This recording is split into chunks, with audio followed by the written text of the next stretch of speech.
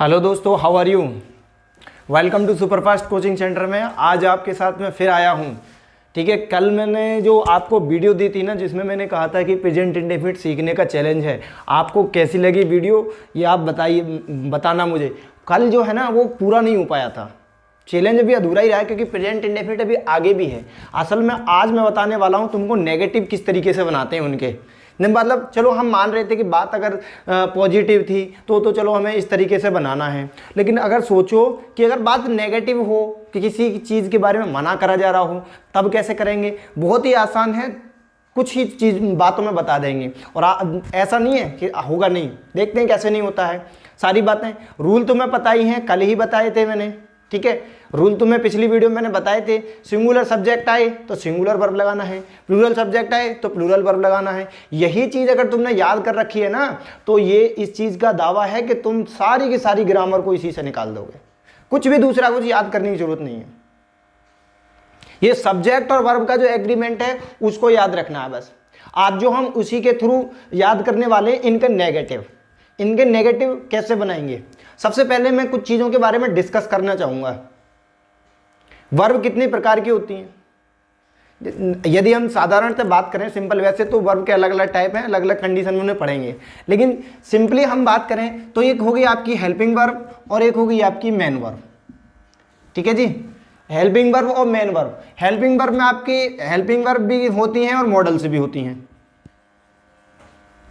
ठीक है, आज डिस्कस करेंगे हम इस हेल्पिंग वर्ब का। सबसे पहले तो इसका नाम से समझो भैया जी। एक बात बताओ, हेल्पिंग का मतलब ये नहीं है हेल्पिंग, और इसका मतलब मदद करना नहीं होता है। सबसे पहले तो इसके नाम से समझो, इसका मतलब क्या है कि helping verb is equal to मदद करने वाली वर्ब।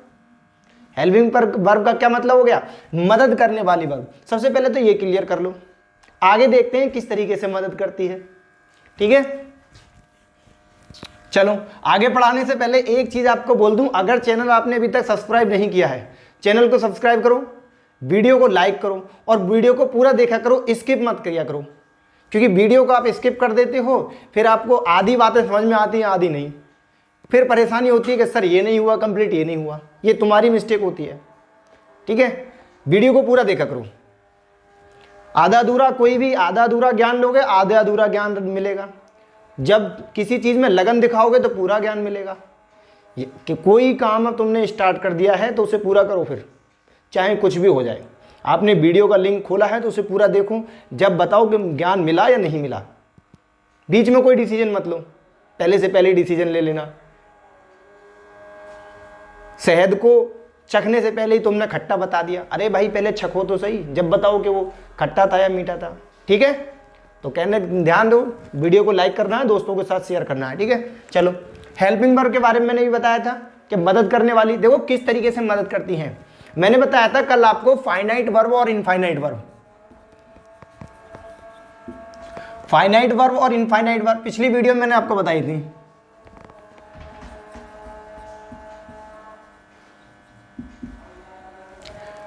ये वो वर्ब होती हैं जो सब्जेक्ट और टेंस के अकॉर्डिंग चेंज होती हैं, और इनफाइनाइट वर्ब वो वर्ब होती हैं जो सब्जेक्ट और टेंस के अकॉर्डिंग चेंज नहीं होती। We will discuss about the finite verb. Okay, now just erase it and talk about this. What is this a finite verb, let's see. Hindi में example एक लेते हैं, सोचो, एक मिनट देखिए, यहां पर देखिएगा। मैं कुछ चीजें लिख रहा हूं, वह खेल रहा है, वह खेल रहा है,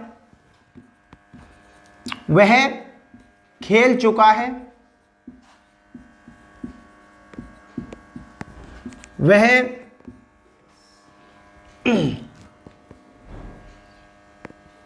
चलो वह की जगह यहां पे सेंटेंस चेंज कर देते हैं। तुम बोल रहे हो,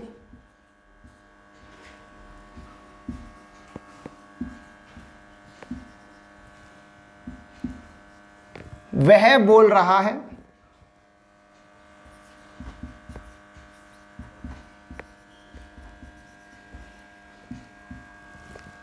एक चीज यहां पर समझेंगे कि वह, ये क्या है, सब्जेक्ट है।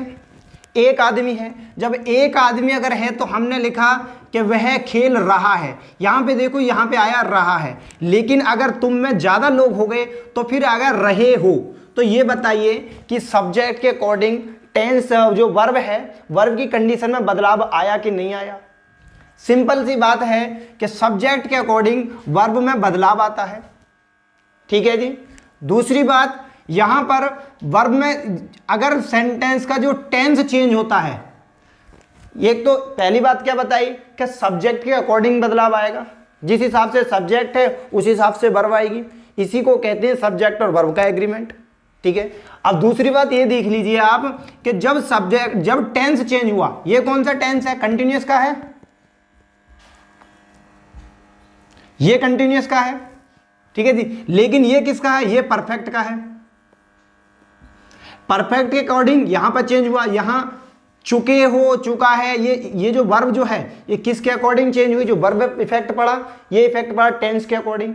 यानी कि हमने इसका मतलब ये हुआ कि वर्ब जो है दो चीजों पे इफेक्ट पड़ेगा, दो चीजों से इफेक्ट पड़ेगा, एक टेंस से और एक सब्जेक्ट से। इसका मतलब ये हुआ कि वर्ब जो है दोनों चीजों को दिखाने का काम करती है। ये जो जिम्मेदारी है कि टेंस किसे दिखाना पड़ेगा? वर्ब को दिखाना पड़ेगा कि कौन से टेंस का सेंटेंस है, या सेंटेंस नहीं, जो वर्क जो था वो कौन से टेंस का है। और दूसरा कि करने वाला जो सब्जेक्ट के अकॉर्डिंग काम हुआ है। ठीक है। एक आदमी एक काम करेंगे, ज्यादा आदमी ज्यादा काम करेंगे। तो ये चीज समझ में आई। अब इसके बाद का समझते हैं। देखो, अब मैंने बताया था कि आज हम इसका नेगेटिव बनाने वाले हैं, प्रेजेंट इंडेफिनिट का नेगेटिव। क्योंकि जो हमने कल जो सेंटेंस बताए थे, हमने पिछली वीडियो में जो सेंटेंस बताए थे उसमें क्या था? हेल्पिंग वर्ब यूज नहीं हो रही थी, उसमें तो हम सिंपल साधारण रखे चले जा रहे थे। आज थोड़ा सा चेंज है क्योंकि इसमें हेल्पिंग वर्ब यूज करनी है, तो कोई परेशान होने वाली बात नहीं है, बड़ी आसानी से आप यूज कर सकते हैं। एक सेंटेंस लेता हूं मैं, वह नहीं बोलता है, वह नहीं बोलता है। ठीक है जी। सिंपल है, आपको पता लग गया होगा कि यह सेंटेंस जो है सिर्फ बताया जा रहा है। जब किसी वर्क के बारे में बताया जाए तो सिंपल प्रेजेंट इंडेफिनिट का सेंटेंस है, कोई बात नहीं। कल के नियम को लेते हैं पहले हम जो हमने पिछली वीडियो में देखा था उस नियमों को देखेंगे। अगर तुमने पिछली वीडियो नहीं देखी है तो पहले पिछली वीडियो को देखें और इसको भी देखें। ठीक है। इसके बाद इसको देखें। हालांकि पूरी की पूरी समझाने की कोशिश करूंगा कि ये वीडियो समझ में आ जाए, लेकिन अगर आप एक सीरीज के वाइज देखोगे, कि एक सीरीज के बाद दूसरी सीरीज, एक वीडियो के बाद दूसरी, जो नंबर वाइज से देखोगे क्योंकि तो ज़्यादा बेहतर समझ में आएगी। फिर तो कोई डाउट हो ही नहीं सकते अगर सही से देखोगे तो। डाउट, ऐसी कोई कंडीशन बन ही नहीं रही है कि कोई डाउट बने, कोई डाउट पैदा हो। और अगर फिर भी आपके अंदर कोई डाउट पैदा हो रहा है तो इसका मतलब आप पढ़ रहे हो, आप ध्यान दे रहे हो उन चीज़ों पर। ठीक है। ये कोई बुरी बात नहीं है कि आपके अंदर डाउट पैदा हुए, आपके अंदर डाउट पैदा हुए बहुत अच्छी बात है, क्योंकि आपने कोशिश करी उस चीज़ को समझने की। नहीं समझ में आई वो एक अलग बात है। ठीक है, कोई बात नहीं। देखिए यहाँ पर कल जो पिछली वीडियो में हमने बताया था कि वह यानी सब्जेक्ट की अंग्रेजी ही सिंगुलर होती है, सिंगुलर के हिसाब से सिंगुलर लगा दिया। एक मिनट आप मुझे बताइए, फिर मैंने बताया था सीधा वर्ब लगा दिए, वह नहीं बोलता है, तो यहाँ पे स्पीक हो गया, वर्ब लगा दी हमने पिछली वीडियो की तरह सेम। तो एक मिनट ये बताइए कि ये वह हो गया, स्पीक लगा दी। ठीक है, कोई बात नहीं, यहाँ इसके बराबर में लिख रहा हूँ, स्पीक हो गया। ठीक है, ये सिंगुलर है, लेकिन कार्य रियल में तो हो नहीं रहा, क्योंकि रियल में हो नहीं रहा, सिर्फ बताया जा रहा है। तो क्या लगेगा? नहीं की अंग्रेजी नॉट लगेगी। नॉट एक एडवर्ब होता है, ठीक है, जिसे एडवर्ब ऑफ निगेशन कहते हैं, जो वर्ब के पास आना है। क्योंकि मनाई किस लिए करी गई है? मनाई बोलने के लिए करा गई है। तो नॉट जो है सिर्फ स्पीक के पास ही तो आएगा या किसी और चीज के पास चला जाएगा? बताओ, समझ में आया तो बोलो हाँ। एक नॉट या तो एडवर्ब की ये खास बात होती है तो वर्ब के बाद या वर्ब के पहले, क्योंकि वर्ब की ही तो विशेषता बताता है वो। किसी और चीज की थोड़ी ना बताता है एडवर्ब। तो नॉट क्या है? एडवर्ब है। इसका मतलब ये नॉट इससे पहले आएगा, जैसे नहीं बोलता, नहीं बोलता, नॉट स्पीक। आई बात समझ में? अब बात क्या है? बात हो गई यहां पर निगेशन की। तो अब ये रूप तो चेंज कर नहीं सकती क्योंकि कार्य रियल में हुआ ही नहीं है। जब ये आधी अधूरी है और जब कोई बात आधी अधूरी होगी तो सीधी सी बात है, जब तुम किसी चीज में कमजोर पड़ोगे तो तुम क्या करोगे? हेल्प मांगोगे किसी की। तो अब ये हेल्प मांगती है किसी की, तो हेल्पिंग वर्ब आती है डू। ठीक है जी, हेल्पिंग वर्ब आती है डू। तो ये हेल्पिंग वर्ब किसके बाद लगेगी? कर्ता क्रिया वाले नियम को याद कर लो, कर्ता क्रिया कर्म। यहां पे आ गया डू। लेकिन क्या सर ये सही है? नहीं, थोड़ा सा मिस्टेक है। पिछली वाली वीडियो की उसको याद करो। पिछली वाली वीडियो में मैंने बताया था सब्जेक्ट और वर्ब का एग्रीमेंट सिंगुलर सब्जेक्ट के साथ सिंगुलर वर्ब और प्लूरल सब्जेक्ट के साथ प्लूरल वर्ब। बताओ, बताया था? नहीं बताया था? ठीक है, बताया था तो बहुत अच्छी बात है। अच्छा, मुझे एक बात और बताओ, यदि वर्ब ये फर्स्ट फॉर्म प्लूरल होती है तो उसको यदि ओ आ जाए लास्ट में तो ईएस लगाकर सिंगुलर नहीं बना देते हैं उसे? बिल्कुल बना देते हैं। अगर हम इस डू में ईएस लगा देंगे तो डज हो गया और ये सिंगुलर हो गई। तो मुझे ये बताओ कि सिंगुलर का एग्रीमेंट फॉलो नहीं हो गया है? और ये बस ही डज नॉट स्पीक ये होगा ही डज नॉट स्पीक, बन गया तुम्हारा सेंटेंस। नहीं समझ, अगर उम्मीद करता हूं समझ में आ गया होगा। अगर नहीं भी आया तो अगले सेंटेंस में आएगा। ऐसी कोई परेशानी ना, जल्दी हमें भी ना है, जल्दी तुम्हें भी ना है। तुम्हें कोई जल्दी हो तो पहले उस काम को निपटा लो, बाद में वीडियो देख लियो। लेकिन पढ़ाई तो भैया तसल्ली से ही हो गए। अगर पढ़ाई भी तुम जल्दबाजी में करोगे ना, अबड़ सबड़ में, वो कोई पढ़ाई ना है, वो तो काम चलाना होगा। पढ़ाई के लिए तो दिमाग चलाना पड़ेगा, उसमें बुद्धि भी लगानी पड़ेगी। ऐसा ना जैसे तुम सोच रहे हो कि चल 2-4 मिनट की वीडियो देख के फंद काट लें, ऐसा कुछ ना होता। पढ़ने बैठे हो तुम, कोई वो ना देख, इंटरटेनमेंट करने ना बैठे। यहाँ पे इंटरटेनमेंट करने होते तो चल माइंड फ्रेश हो जाएगा, 1 मिनट कर लेना तसल्ली से, ध्यान से। यहाँ तो माइंड पे जोर देने के लिए बैठे हो, माइंड को फ्रेश करने के लिए ना बैठे। ठीक है जी, जितना जोर लगा सकते हो ना उतना लगा लो। चलो अगला सेंटेंस देख लेते हैं। एक बात और बताओ मुझे, वह का तो मैंने कह दिया, वो तो सिंगुलर सब्जेक्ट था। सब्जेक्ट प्लूरल भी तो हो सकता है।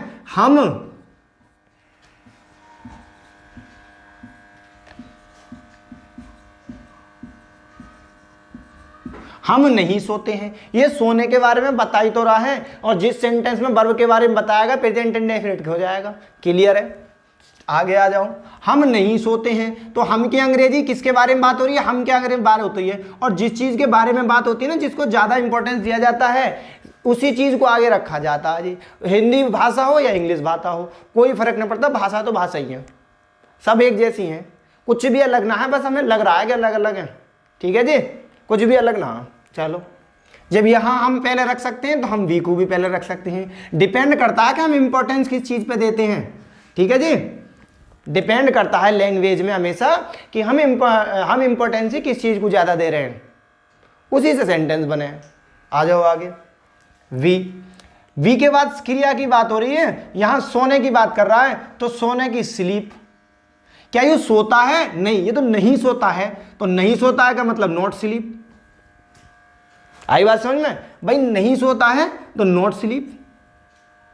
और जब नॉट स्लीप हो गई तो इसका तो कोई अस्तित्व भी न रहेगा। तो इसका मतलब ये तो अब दिखा ना सकती टेंस वेंस को, तो कौन दिखाएगा? फिर आएगी हेल्पिंग वर्ब। आई बात समझ में?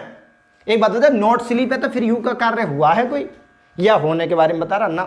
फिर आएगी हेल्पिंग वर्ब। चलो, हेल्पिंग वर्ब क्या आएगी? डू ही तो आती है इसमें। डू माने करना, किसी कार्य को करने के बारे में तो बता रहा है, किसी कार्य के बारे में डू माने करना। ठीक है जी, अब ये बताओ, ये वी माने हम कितने लोग हो में? ज़्यादा लोग हो में, जब तो हम कहेंगे। एक आदमी को तो मैं या वह कहा जाएगा। ठीक है जी, कोई बात ना। वी होता है प्लूरल, और ये डू क्या होता है? डू भी तो हमेशा प्लूरल ही हुए है। मुझे बताओ ना होता हो तो। वर्ब की फर्स्ट फॉर्म प्लूरल ना होती है, कल से एक ही चीज़ बताते आ रहे हैं। अच्छा, कोई बात ना, एक ही चीज बताते आ रहे हैं कि पिछले दिनों से। तो सिंपल है, प्लूरल भाई भाई बन गए। और जब प्लूरल भाई भाई बन गए तो इसमें ईएस लगाने की जरूरत है? बिल्कुल भी जरूरत ना। अगर जरूरत होती तो भैया वहाँ लगाते जहाँ सिंगुलर होता, जहाँ ज़रूरत है वहाँ करो, जहाँ ज़रूरत नहीं है वहाँ करने की ज़रूरत क्या है। किसी के बीच में पाम नाड़ा करते हैं, कोई बात ना। अब देखो ये प्लूरल प्लूरल होगा तो इसका मतलब यहाँ से अब कोई लेना देना ना है। We do not sleep sentence आपका यहीं क्लियर है। और देख लेते हैं सेंटेंस। सेंटेंसों में कोई कमी ना, बस तुम्हारे समझने में और तसल्ली से, तुम्हारे पेशेंस में कमी है। तुम्हारे अंदर पेशेंस है तो सब कुछ है। वीडियो को देखते रहो, और ऐसा ना है, मुझे ये भी पता है कि तुम्हें ये पसंद आ रही है, बस तुम सब्सक्राइब का लाइक का आलकस कर जाओ तो इस बात की हम पे भी जिम्मेदारी ना। जिम्मेदारी किसी बात की ना है, तो किसी की आलस की कोई जिम्मेदारी थोड़ी ना ले सकते हैं। चलो सेंटेंस और देखेंगे। सेंटेंस कैसे भी हो, केड़ा कुछ ना है इसमें, मुझे अभी तक तो कुछ केड़ा लगा ना, और मुझे पता लगा तुम्हें भी ना है। अच्छा, हम की बात हो गई, वह की बात हो गई, यू वगैरह तुम वगैरह अगर कुछ ले लें, जैसे तुम हो गया, ये जो यू भी सिंगुलर सब्जेक्ट प्लूरल सब्जेक्ट, इन सब के जो ना मेरे पास है PDF, जो तुम्हें लिंक में मिल जाएंगे, ठीक है, उसकी टेंशन लो मत। और जो ना टारगेट बना लो 5-6 वर्ड मीनिंग डेली याद करने का, और कम से कम 10-15 सेंटेंस डेली बनाने का, तभी हो सके कुछ ना। 10 सेंटेंस 10 ही मिनट में बन जाएंगे। 10 मिनट की ये वीडियो हो गई, 10 मिनट के तुम्हारे सेंटेंस हो गए, और 5 मिनट तुम्हारे याद करने के, 25 मिनट देने हैं तुम्हें इंग्लिश को, वो तुम दे ही लोगे। चलो ठीक है जी, एक एग्जाम्पल और ले लेते हैं, कोई बात ना। देखो जैसे ये एग्जाम्पल हो गया, तुम 1 मिनट, हर दिन फल नहीं बेचते हो, तुम हर दिन फल नहीं बेचते हो, ठीक है जी। 1 मिनट इस पे ध्यान दे लो। इनसे क्या समझेंगे, इससे ये समझेंगे किसके बारे में बात कर रहा है, तुम के बारे में और नहीं बेचने के बारे में। नहीं शब्द तो जहां भी आ जाए वो नेगेटिव होगा, इसमें तो पहचानने की जरूरत है ही ना। नहीं, नेगेटिव का मतलब नहीं, मना करना किसी चीज के बारे में, ठीक है जी, कोई बात ना। बेचने के बारे में दोनों चीजों की इंपॉर्टेंस दिया जा रहा है, सिंपल है, जिस चीज को इंपॉर्टेंस दिए जाएंगे उसके बारे में ही लिखते हैं पहले। तो तुम की अंग्रेजी यू होती है, और सीधा सीधा पता है कि ये प्लूरल होता है जी, कोई बात ना। इसके बाद जैसे हमने पहले डू डज वगैरह ले लिए हैं, ऐसे यहाँ ले लेंगे। देखो कैसे ले लेंगे, ये प्लूरल है तो यहाँ पे मैंने डू लगा, तो इसको सिंगुलर बनाने की जरूरत है ही ना, तो ये तो डू का डू ही रह जाएगा, और प्लूरल प्लूरल भाई भाई हो जाएंगे। इतना समझ में आया तो बताओ ये क्यों ले रहे हैं, क्योंकि ये नोट वो हो जाएगा, क्योंकि जो नोट जो हो ना वो इसी के साथ जुड़ेगा, और जब इसके साथ जुड़ेगा ना तो वो पूरा काम ना कर पाएगी, अब इसकी जरूरत पड़ेगी, ठीक है जी। इसके बाद नोट बेचना की अंग्रेजी सेल होती है, नोट सेल, नहीं बेचता, नोट सेल नहीं बेचता, ठीक है जी।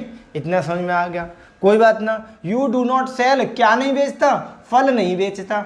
जब जिस बेस पे क्रिया होती है उसको ऑब्जेक्ट कहते हैं, कर्ता क्रिया और कर्म, ऑब्जेक्ट का फल की अंग्रेजी होती है फ्रूट्स, ठीक है जी, फल की अंग्रेजी fruits. You do not sell fruits. अब ये और रह गया हर दिन, एडवर्ब ऑफ टाइम सेंटेंस के लास्ट में आते हैं, बताया था तुम्हें पहले ही, है ना, ये तो पहले आएंगे या लास्ट में, ठीक है। तो इसको बाद में लिख देते हैं। इसको एवरीडे भी लिख सकते हैं और डेली भी लिख सकते हैं। डेली माने भी प्रत्येक दिन, और एवरीडे माने भी प्रत्येक दिन। देख लो सेंटेंस आपका क्लियर है आपके सामने, you do not sell fruits daily, ये क्लियर होगा सेंटेंस। आई होप आपके समझ में आए होंगे, नो टेंशन, दिक्कत मत लीजिए।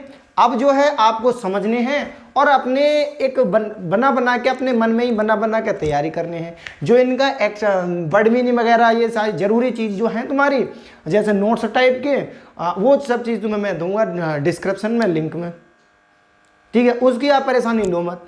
अब लास्ट में तुम्हें पता ही है क्या करना है तुम्हें, और बार बार क्यों बुलवाते हो मुझसे, वही करना है, लाइक सब्सक्राइब एंड शेयर। आप thanks for watching the video.